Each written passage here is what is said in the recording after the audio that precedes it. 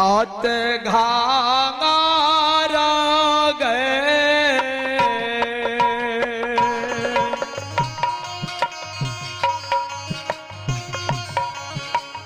एगे बहिनिया घांगारा गए छाला गया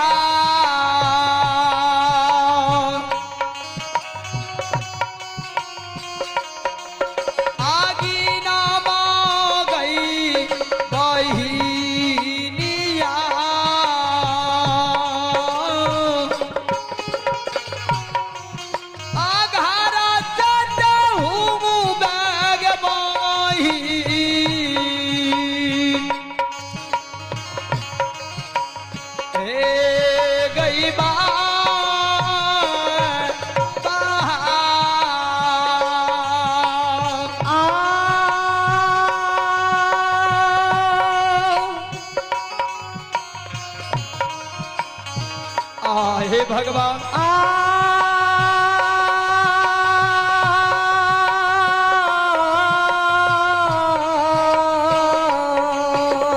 जय हो। दीदी के बहिना सा आगे सुनी गे हे गे आवा आजा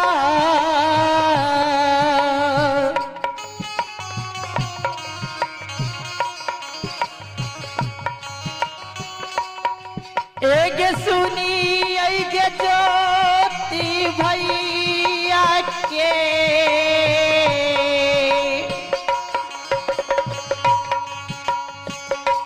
एगे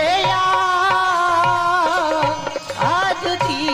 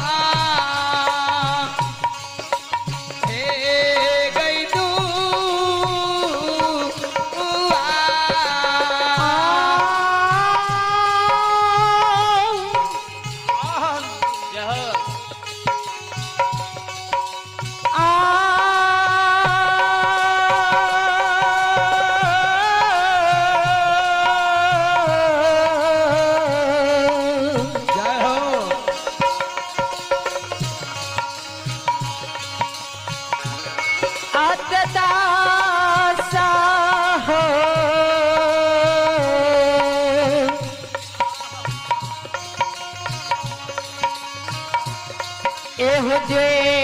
रखे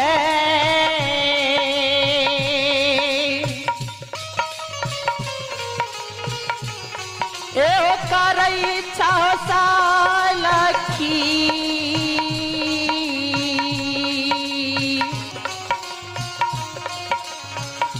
एहो ना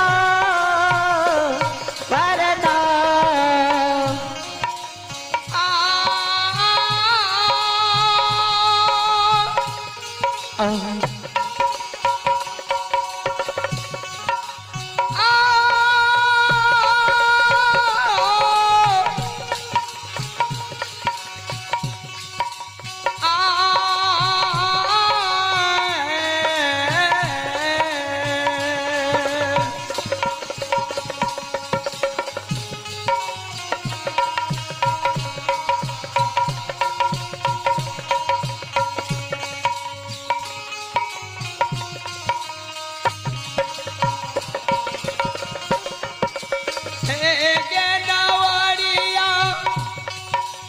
हाँ ज्योति भैया दीनिया है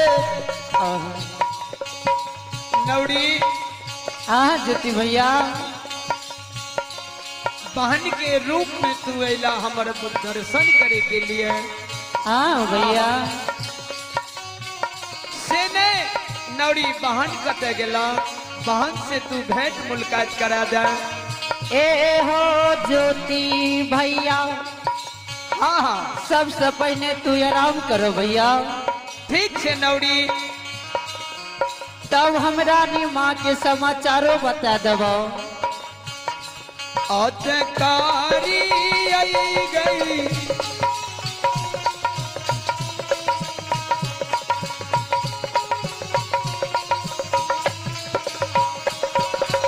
एक नवरिया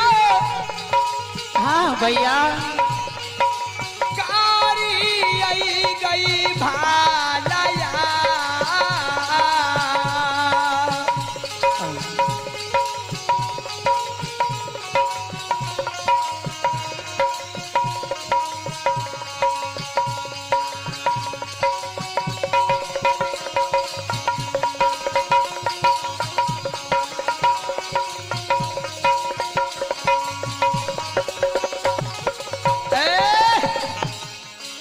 नौड़ी हाँ ज्योति भैया से ने कहा तू बहन के कुशल से ने बहन कते गेला बहन से तू हमरा भेंट मुलाकात कराबा। आगे बही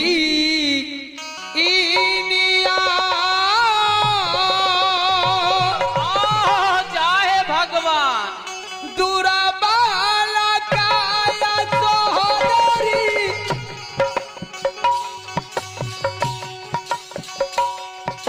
भाई आ गया आई लऊ जय हो आता तो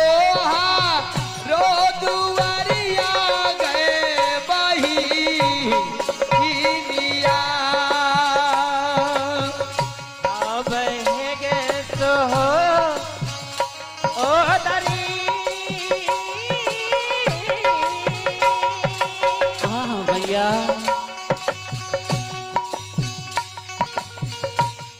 दूरा वाला काया सोहदरी आजू दिन भैया हे भगवान आग तो रो दुआरा पर गे हो दरी आब गई बही इनिया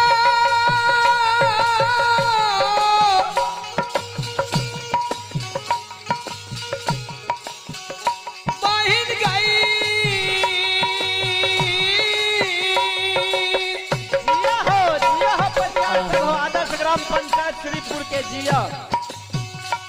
आगे मारो जगे बड़ी साले भाई आगे तो है अरब नौड़ी गई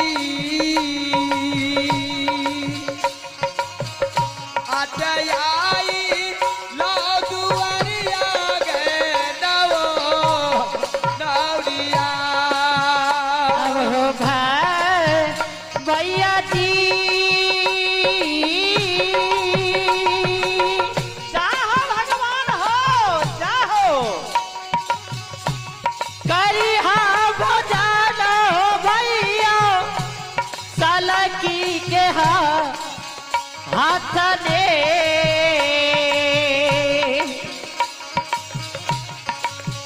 आबे आजू वही के दिला मैंने भैया नौड़ी हाँ भैया सीने बहन के कुशल कहा की समाचार छे बहन बहन किया नहीं ला दर्शन करे ले भैया के। ए हो भैया हाँ भैया हाँ हाँ बहन पर सौत भेलाया नवरी सोरी घर में छा अच्छा और हमरा कहल कई हे नौरी हाँ हाँ यदि भैया हमारी अतैते हाँ हाँ घोड़ा घोसार में दे दिए बिछौन अच्छा घोर सतुआ दे दिए और डाइब दे दिए कह दिए एगो टाट बन दे ले खाती ले भैया ठीक से नवरी एक बात कहा झूठ नहीं बोली है जे कि बहन हमार ठीके पर सौत भैया हाँ भैया आई खाती ले डाइब दादल का टाट बन खाती ले और पूरा पछिया हवा बहे छे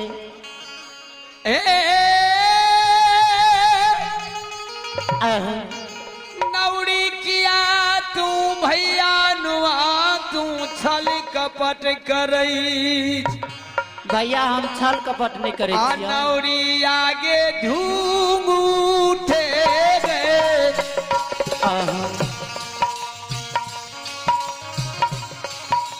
तो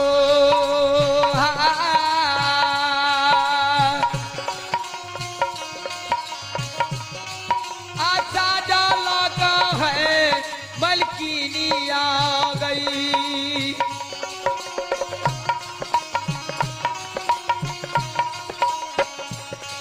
आशा डाला का सोमोरी है धारा है भैया नवरी भैया ठीक से बहन जो हमरा लिए दुश्मन भै गेले तो जरूर बहन के लिए हम दुश्मन भै जाए सही बात छे भैया से ने घोर सतुआ और धरती धर्म के सौंप दे छिया और सठी सोर घर के सठी निर्माण क्या दे छिया